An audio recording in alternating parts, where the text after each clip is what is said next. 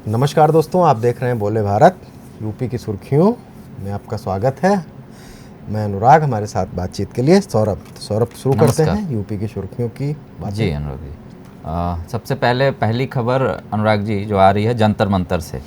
सोनम वांगचुक को आज सुबह पुलिस ले गई अस्पताल।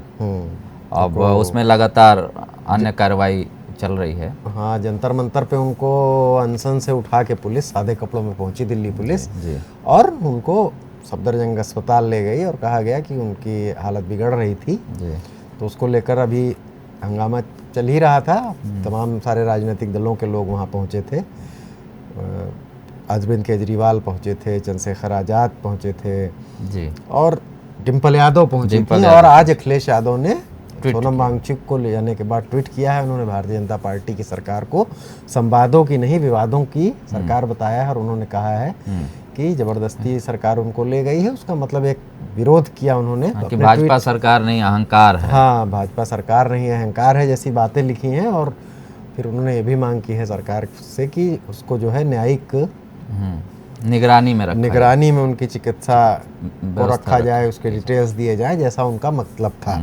तो अखिलेश यादव कांग्रेस इससे थोड़ा सा दूरी बना रही थी जी। अखिलेश और कांग्रेस साथ हैं यूपी में, लेकिन अखिलेश यादव में डिम्पल जो कि सांसद हैं उनकी पार्टी की, अखिलेश यादव की पत्नी है जी। वो भी वहाँ पहुँची थी। अखिलेश भी इस पर लगातार बयान दे रहे थे।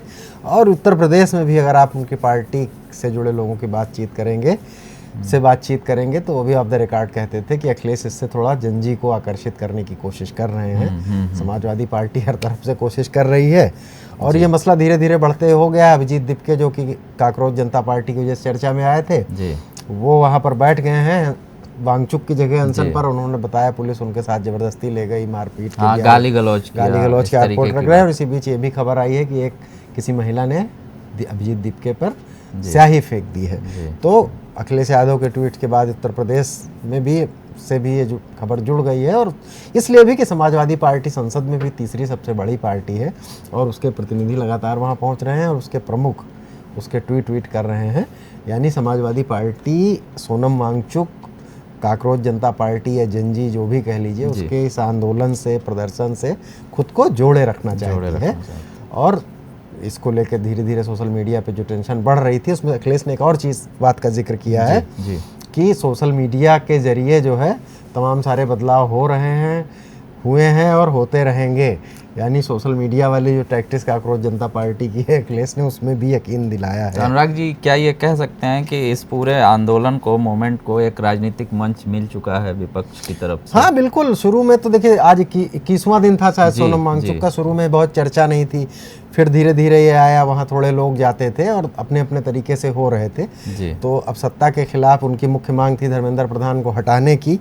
और फिर सोनम वांगचुक के वजन थोड़ा घटना शुरू हुआ तो वहाँ आमद रफ्त बढ़ी। वो अन्ना आंदोलन का समय याद कीजिए, उस समय हालांकि बहुत भीड़ होती थी तो आमद रफ्त बढ़ी, लोग जाने लगे। फिर सारी राजनीतिक पार्टियों के लोग जाने लगे, सेलिब्रिटीज़ आने लगे, उनके समर्थन में ट्वीट होने लगे और अब करीब करीब राजनीतिक मंच मिल ही गया है। कांग्रेस थोड़ा दूरी इससे बना रही थी काकरोच जनता पार्टी का मंच होने की वजह से या जिस वजह से बाकी, लेकिन अखिलेश यादव और अरविंद केजरीवाल ने तो इसको पूरा राजनीतिक मंच दे ही दिया कि जो विपक्ष का मंच था। तो यह पूरा मंच है और ट्वीट पे ट्वीट आ रहे हैं, उस पर बातें हो रही हैं। सोनम वांगचुक की पत्नी ने भी कहा है कि वो जो मार्च करेंगे अगर उसमें वांगचुक को वापस भेजा जाए धरना स्थल पर, नहीं तो वो उसका नेतृत्व करेंगी, उसमें शामिल होंगी वगैरह वगैरह। अगली खबर पर आते हैं। अगली खबर बहुत महत्वपूर्ण है अनुराग जी। ललिता गौतम हत्याकांड, मौत मामले में लगातार सियासत पश्चिम यूपी में चल रही थी। आज सीएम योगी आज उनके परिजनों से मुलाकात किया। ललिता गौतम की मौत का मामला पश्चिम वेस्ट यूपी की सियासत में पिछले 10-15 दिनों से काफ़ी गर्म है। ललिता गौतम बीए की छात्रा थी और उनकी हत्या कर दी गई थी, उनका शव बरामद हुआ था। उसके बाद से मसला जोर पकड़ रहा है। वो दलित समुदाय से ताल्लुक़ रखती हैं। चंद्रशेखर आज़ाद वहाँ पहुँचे और उस मसले के गरमाने के बाद बहन जी ने प्रेस कॉन्फ्रेंस की और इसी बीच क्या हुआ कि इकरा हसन जो कि कैराना से समाजवादी पार्टी की सांसद हैं, अखिलेश यादव से मुलाकात करा दी। परिजनों को ले जाके अखिलेश यादव से मुलाकात करवा दी दिल्ली में। और अखिलेश यादव ने तमाम सारी उनकी मदद के आश्वासन, सरकार से जांच वांच की मांग की और उस पर मतलब खासतौर से चंद्रशेखर उसको लेकर काफ़ी आक्रामक रहे।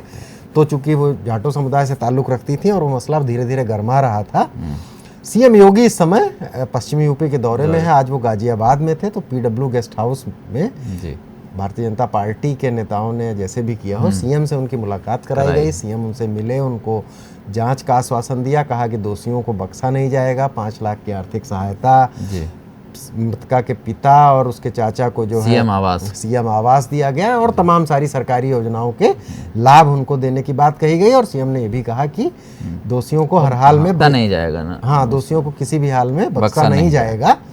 और इसमें ये थोड़ा लग रहा था कि भारतीय जनता पार्टी के नेता वहाँ पर थोड़ा कम जाके अभी सीएम से उसकी मुलाकात नहीं करवा पाए हैं। इसका विश्लेषण ऐसे भी किया जा रहा था। तो आज सीएम योगी ने ललिता गौतम के परिजनों से मुलाकात कर ली, उन्होंने इस पर संतुष्टि जताई है। अखिलेश से मुलाकात हफ्ते भर पहले लगभग हो ही गई थी। चंद्रशेखर खुद वहाँ गए थे, उस पर धरना प्रदर्शन कर ही रहे थे। बहन जी ने कहा था कि बच बचा के रहिए, संविधान के दायरे में रहिए, न्यायालय के माध्यम से लड़िए। तो ये मसला था और इससे तूल पकड़ रहा था और कुछ ये माना जा रहा था कि इस पर क्या करेगी। लेकिन आज सीएम से उनकी मुलाकात हो गई। सीएम अपने पश्चिमी यूपी के दौरे पर हैं जी। कल वो गाजियाबाद में और शामली में और बिजनौर में उनके कार्यक्रम थे। उन्होंने तमाम वहाँ योजनाएं लॉन्च की, जनसभाओं को संबोधित किया। आज भी सीएम पश्चिम में है, बुलंदशहर, अमरोहा और संभल जा रहे हैं। बुलंदशहर, अमरोहा और संभल जा रहे हैं और लगातार मतलब परियोजनाओं का शिलान्यास, लोकार्पण वगैरह तमाम लोकार्पण है, जनसभाएं हैं। एक मुख्यालय पे होती है उनकी सभा और एक किसी तहसील या विधानसभा में होती है।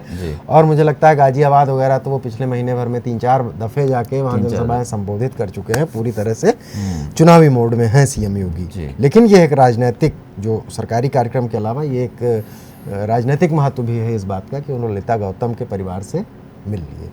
अगली खबर अनुराग जी, रोज की तरह हम मानसून की चर्चा जरूर करते हैं। तो मानसून की खबर क्या आज क्या लगा? आज तो बादल छाए हुए हैं। लखनऊ में भी कुछ बूंदाबांदी के साथ रिमझिम भी हो रही है। लखनऊ में आपने भी देखा ही होगा। जी। आज सौरभ मानसून अब थोड़ा सा कह लीजिए कि तेजी पकड़ रहा है। और इस बार जो अभी पिछले 2 दिनों की खबरें हैं, आज भी 31 जिलों में भारी बारिश का अलर्ट है, रेड अलर्ट है 31 जिलों में, जिसमें कि उधर उत्तराखंड की जो तराई के उत्तर प्रदेश के जिले हैं, पश्चिम में सहारनपुर, बिजनौर वगैरह, और इधर भी जो पूर्वांचल के काफ़ी जिलों में और हिमालय के तराई के भी कुछ जिलों में। पश्चिम में भी जैसे आप इधर बढ़ेंगे हिमालय के नीचे आके सहारनपुर से आगे बढ़ेंगे तो मेरठ, बागपत वगैरह में तो येलो अलर्ट है कि बारिश हो सकती है। लेकिन उधर तो 31 जिलों में भारी बारिश का अलर्ट है। और पिछले 2 दिनों की बारिश का जो पैटर्न है, जो आंकड़े हैं, उसमें ये है कि पूर्वांचल में काफ़ी कम बारिश हो रही थी जी, उसमें काफ़ी देखा गया है कई जिलों में बारिश हुई है। गोरखपुर शहर वगैरह में तो, बनारस में भी ठीक-ठाक बारिश, गोरखपुर में तो मतलब जो है बारिश इस तरह से हुई है कि शहर में तमाम सारी दिक्कतें हो गई। जिला अस्पताल वगैरह से पानी भरने की खबरें आ रही हैं, बिजली आंधी जैसी खबरें आ रही हैं तेज हवा चलने से। लेकिन खेती किसानी के लिए अच्छी बात है, तमाम सारे जिलों में अच्छी बारिश हुई है। और अभी भी हालांकि पूर्वांचल में औसत बारिश कम है, जो अब तक हो जानी चाहिए थी, लेकिन कम से कम इस स्पेल में थोड़ी सी उसको राहत मिली है। और आज मोटे तौर पर उमस से थोड़ी राहत है पूरे प्रदेश में। सौरभ, जो मौसम विभाग का कहना है कि ज़्यादातर जगहों पर बादल छाए हुए हैं, कम बरसें या ज़्यादा बरसें, लेकिन मौसम सुहाना जैसा तो है ही है। और मौसम के साथ ये भी है कि पहाड़ों पर जो बारिश लगातार हो रही है, उससे ये भी है कि नदियाँ उफना गई हैं, गंगा का जलस्तर बढ़ा है। और बड़े बड़े शहरों में जहाँ से गंगा गुजरती है, प्रयागराज में, बनारस में, वहाँ पर भी पानी बढ़ा हुआ दिख रहा है। और जो तटीय गांव हैं, जो नदियों के किनारे बसे हुए गांव हैं, वहाँ पर तो पानी काफ़ी बढ़ गया है। कुछ जगहों पर प्रशासन ने उन गाँवों खाली भी कराए हैं। राप्ती में पानी बढ़ने की सूचना है। घाघरा में के जो इलाकों से बढ़े हुए, बाराबंकी में 25 गाँवों को अलर्ट किया गया है, कुछ जगहों से प्रशासन ने किया है। तो बाढ़ वाली चुनौती वो अभी इससे नहीं माना चाहिए कि बहुत बारिश हो गई है यूपी में। पानी नदियों में आ रहा है, पहाड़ों के थ्रू कुछ नेपाल से नदियाँ जुड़ी हुई हैं, उनका फ्लो आता है, तो पानी बारिश में बढ़ जाता है। लेकिन मौसम सुहाना है। और तो मानसून के सकारात्मक होने का हम संकेत आज कुछ बेहतर कह सकते हैं सौरभ। आज जो बारिश हुई है, सकारात्मक का ये है कि भाई मानसून जब तक चले हर स्पेल में थोड़ा थोड़ा बहते, खेती किसानी के लिए किस तरह की बारिश चाहिए होती है आप जानते ही हैं। और वो 2 दिन कस के बरस के निकल गया, फिर महीना भर नहीं बरसा तो वो समस्या आती है। भदोही में बहुत कम बारिश थी, वहाँ भी बारिश हुई है। पूर्वांचल में आज जो है, आज देखेंगे टॉप 10 जिलों वाली लिस्ट, तो उसमें पूर्वांचल के 7-8 जिले हैं। और ये अच्छी बात है कि वहाँ बारिश कम हो रही थी, क्योंकि पहले स्पेल में पश्चिम में बारिश ठीक बरस गई थी।